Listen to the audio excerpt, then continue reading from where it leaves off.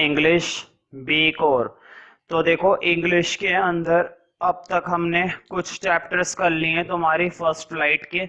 अब हमारे कुछ हटकर चैप्टर्स बचे हुए हैं, जो कि चैप्टर 5 है हमारा 100 ड्रेसेस। तो तुमने जाना कि किस तरह से जो वांडा नाम की लड़की थी, जिसका पूरा नाम क्या था, वांडा पेट्रोन्स्की, वो बच्चों को बेवकूफ बनाती थी कि मेरे पास इतनी ड्रेसेस है, मेरे पास उतने जूते हैं, है ना।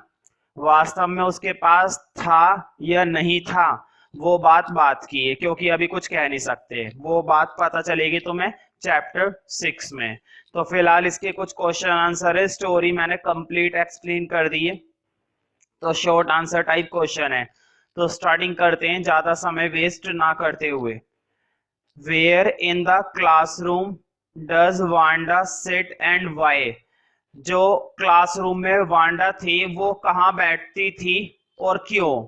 मतलब वो अपनी कक्षा में कहाँ पर बैठती थी? बेंचेस लगी हुई होती है ना, बेंचेस पर बच्चों को बिठाया जाता है या बच्चे बैठते हैं, तो वो कहाँ बैठती थी, वांडा जो थी वो कहाँ बैठती थी और क्यों बैठती थी?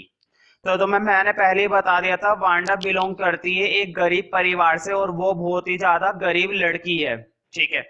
और दूसरी और सबसे बड़ी बात, वो अक्सर जब भी आती है तो उसके जूतों में क्या लगी हुई रहती है, मड। मड मतलब कीचड़। तो अक्सर है ना, वो डेस्क के लास्ट वाले, अपनी कक्षा में जो भी लास्ट वाला बेंच होता था वहां पर वो बैठती थी।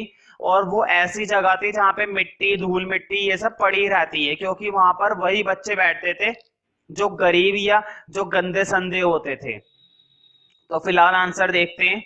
Wanda sits in the next to the last seat in the last room row of room 13। तो वांडा बैठती थी आखिरी सीट पर, जो भी उसकी रूम में थी, ठीक है।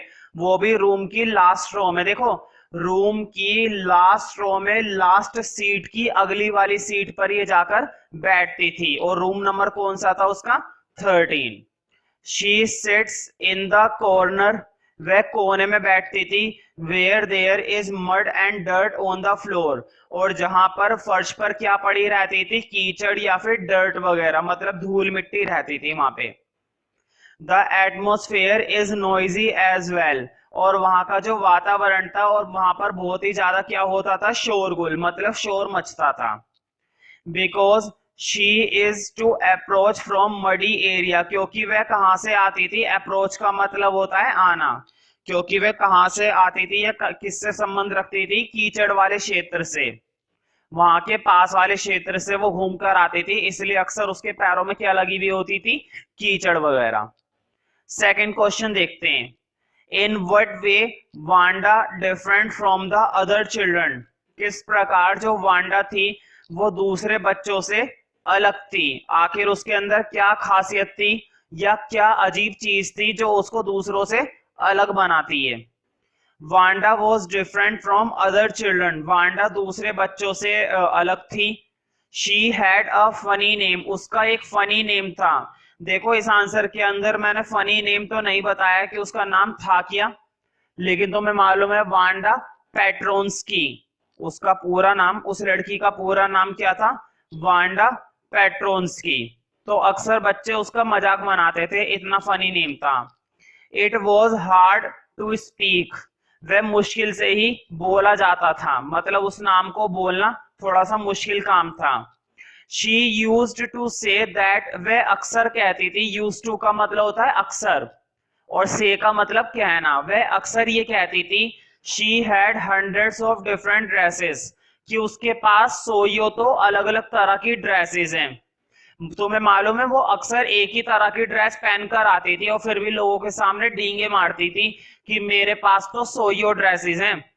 She had 60 pairs of shoes, और वह कहती थी अक्सर कि मेरे पास कम से कम 60 जोड़ी जूते हैं। बताओ कैसे बेवकूफ बना रही है। तो इसलिए वो दूसरे बच्चों से अलग थी। How did the children decorate the room number 13? जो रूम नंबर 13 था, मतलब जिस रूम में कौन पढ़ती थी, वांडा, उस रूम को किस प्रकार डेकोरेट किया गया? डेकोरेट का मतलब समझते हो ना, सजाना, मतलब रूम नंबर 13 की किस प्रकार सजावट की गई? तो देखते हैं। Room number 13 was decorated, room number 13 को डेकोरेट किया गया मतलब सजाया गया with all kinds of sketches, अलग अलग प्रकार के स्केचेस से, मतलब अलग अलग तरह के स्केचेस से उसकी सजावट की गई थी। 100 designs of Wanda were decorated on the walls, और वांडा के जो 100 डिजाइन थे, तुम्हें मालूम है ना कंपटीशन क्या था, लड़कियों को 100 ड्रेसेस बनानी थी और लड़कों को क्या बनानी थी, मोटर बोट्स। तो लड़कियों में से किसने ये 100 ड्रेसेस का कंपटीशन जीता था, वांडा ने। तो वांडा की जितनी भी 100 पेंटिंग थी ना, उसको दीवार पर एक एक करके लगा दिया गया था और पूरे रूम की दीवारें सजा दी गई थी।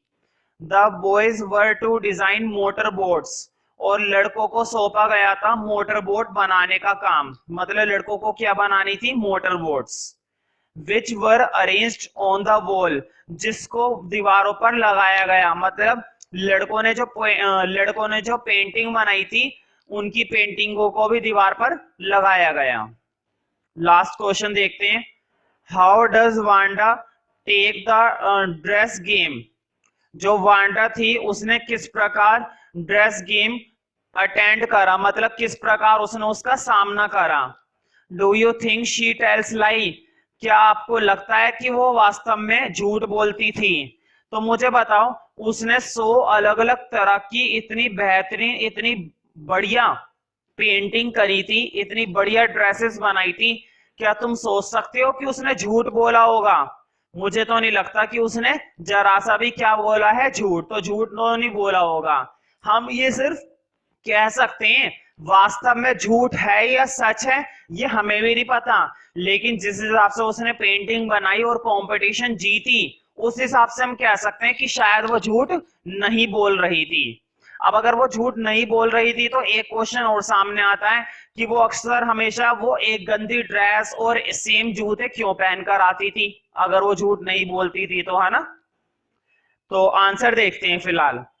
Wanda takes the dress game, Wanda ने ये ड्रेस गेम लिया in the right spirit, right का मतलब होता है बिल्कुल सही, और स्पिरिट मतलब जोश, मतलब बड़े ही अच्छे जोश के साथ, बड़े ही अच्छे स्वभाव के साथ, पॉजिटिव थिंकिंग के साथ उसने इस ड्रेस गेम का सामना करा। दो she does not like game of dresses, हालांकि, तो का मतलब होता है हालांकि, हालांकि वह इस तरह के जो गेम होते थे ड्रेसेस की गेम, वो इन्हें पसंद नहीं करती थी। But she makes drying of 100 dresses, लेकिन फिर भी उसने 100 ड्रेसेस की ड्राइंग बनाई। She makes them so beautifully, और उसने उनको बड़ी ही खूबसूरती से बनाया।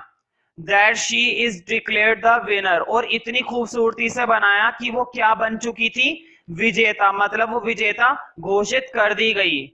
She does not tell lies, और हम इस हिसाब से कह सकते हैं कि शायद उसने झूठ नहीं बोला था, क्योंकि ड्रेस बनाना